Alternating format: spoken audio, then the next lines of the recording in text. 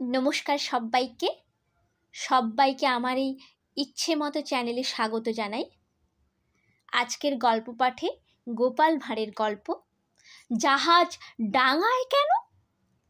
এক বিকালে রাজসভা থেকে ফেরার সময় এক ভদ্রলোকের সঙ্গে গোপালের মুখোমুখি দেখা হয়ে যায়। ভদ্রলোক গোপালের সুপরিচিত। একটু পরেই ওই ভদ্রলোকের পরিচিত একজন সেখানে হাজির হয়। গোপালের সঙ্গে তার পরিচয় নেই।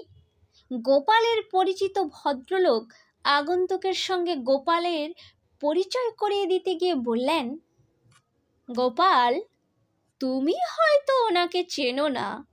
উনি তোমার মতো মূর্খ নন।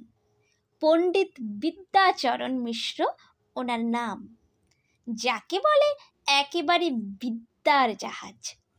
ভদ্রলোক গোপালের মতো মূর্খ নন বলাতে স্বভাবতই তার রাগ হওয়ার কথাই বটে, কিন্তু মুখে কিছু না বলে থাকাও তার পক্ষে সম্ভব নয়।